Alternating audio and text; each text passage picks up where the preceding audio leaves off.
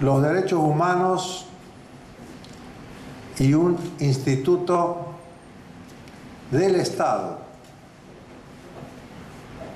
para vigilar los derechos humanos. En el mundo de los derechos humanos esto se mira con sorpresa y con ciertas reservas. Por eso qué bueno es presentar y hablar de esta maravillosa institución que estamos hoy creando. ¿Y por qué se mira así? Porque ha sido en la historia de la humanidad, el Estado, el que siempre ha sido el que ha violado los derechos humanos, o el que no los ha dejado crecer. Siempre ha sido el Estado. Entonces el Estado, creando un Instituto de Derechos Humanos, veamos de qué se trata, y justifiquémoslo. Y yo diría que es maravilloso, adelantándome a lo que voy a decir. Casi todos coinciden, casi todos, porque algunos se van por ciertos antecedentes que es válido, pero bueno, que los derechos humanos comienzan a desarrollarse y a ser derecho objetivo, positivo, a partir de la Revolución Francesa y a partir de la independencia de los Estados Unidos, la Constitución de los Estados Unidos y la primera enmienda de la Constitución de los Estados Unidos. Ahí comienzan a hablarse esta institución. ¿Qué son los derechos humanos? Es tan simple, lo voy a definir por lo simple, porque si lo hacemos complejo va a ser muy difícil. Pero los derechos humanos tienen un centro, que es la libertad, que es natural del hombre. El más grande pensador del Estado moderno, el más grande, porque es el que llevó y teorizó sobre el desarrollo más elevado que alcanzó el Estado moderno en teoría para ser después los Estados-naciones que somos hoy. Fue Juan Jacobo Rousseau. Y el Contrato Social, que es el libro que teoriza sobre esto, comienza diciendo algo, miren qué simple. El hombre nace libre y en todas partes se encuentra encadenado. ¿Y cuándo lo dice eso? Lo dice a fines del siglo XVIII y unos años antes de la Revolución Francesa. Parado en un escenario donde el único avance sobre los derechos humanos era prácticamente haber pasado de la esclavitud, y esto en Europa solamente, a las relaciones de la Edad Media, que son relaciones de señor-vasallo.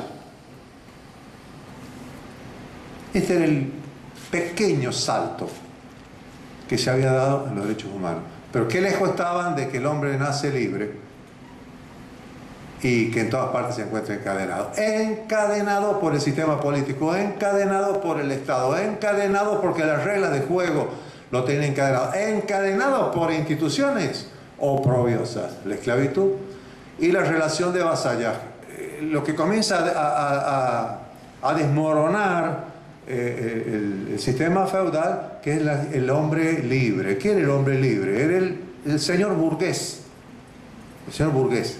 ¿Qué es el señor burgués? El que va a ser propietario inmobiliario, dueño de las finanzas, lo que van a ser después los industriales, los que empiezan a manejar la economía.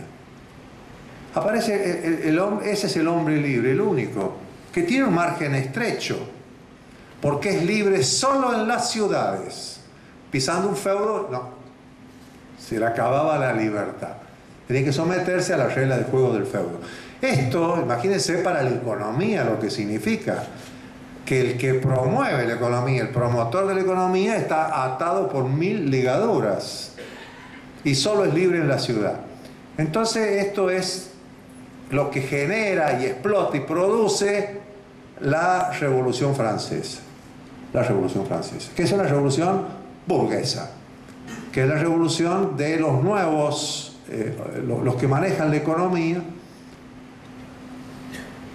que, bueno, buscan este espacio. Y esto genera el nacimiento de los derechos humanos. ¿En qué instituciones? En todo lo que rodea a la libertad. Y en todo lo que rodea a la libertad, especialmente frente al Estado. Entonces el Estado comienza a dar reglas de juego nuevas, que son los derechos humanos. ¿Y cuáles son? Y la libertad de tránsito, la libertad de educación, de trabajar, de aprender, de ejercer toda industria lícita. Bueno, lo que está consagrado en la Constitución Nacional nuestra en su artículo 14. Pero esto nace con la Revolución Francesa, que no lo saben teorizar. Entonces tiene que venir la declaración del hombre, del ciudadano, de la Revolución Francesa, que empieza a teorizarse, y la primera enmienda de los Estados Unidos, donde dice: no es suficiente ser independiente, no es suficiente tener una constitución. Para que esto funcione tiene que tener escrito los derechos y garantías. Libertades, derechos y garantías. Los derechos y garantías son acerca de las libertades, el epicentro de la libertad. Esto genera el nacimiento de los derechos humanos. Y es la etapa más importante en la evolución del Estado moderno. Y es el nacimiento del constitucionalismo, que es la corriente ideológica que nos enseña que para las reglas de convivencia no hay nada mejor que abrazar una constitución, que tiene principios que son el racionalismo, el contractualismo. Nos ponemos de acuerdo, hacemos un contrato social, nos reunimos en una asamblea constituyente y entre todos decidimos organizarnos así. Y le entregamos todas nuestras libertades a este señor que se llama Estado, y que nos las devuelve en los derechos civiles, en el artículo 14. Todas las libertades se las entregamos al Estado y nos las devuelve en el artículo 14. Esta es la teoría del nacimiento de los derechos humanos. Y para esto, miren todo, bueno, se desarrollan cosas, y es importante señalar esta. Fue importante, tan importante, no solo en el campo por supuesto, de la economía, de la política, también en el campo de la educación. Porque ahí nuestro, y esto es una ventanita que hablo en esto para hacer publicidad para San Luis, en esto nuestro patriota Juan Crisóstomo Lafinur dijo: ¿cómo? Si hacemos todo esto, tenemos que popularizar la educación. La educación debe ser pública, gratuita, obligatoria, porque todos deben saber leer cuáles son los derechos humanos, cuáles son esas libertades y garantías. Bueno, ahí pasó esto, y esto es el principio de los derechos humanos. Después aparece un fenómeno, el segundo fenómeno, que fue a partir de todo este crecimiento de la burguesía, de la era industrial, etcétera, etcétera, la explotación del hombre por el hombre, los trabajadores, la cuestión social. ¿Y esto cómo se resuelve? Se resuelve en el mundo de mil maneras distintas. No hubo una fuente, hubo muchas fuentes. En cada Estado-nación que se fue formando, y el tema social se fue resolviendo de distintas maneras.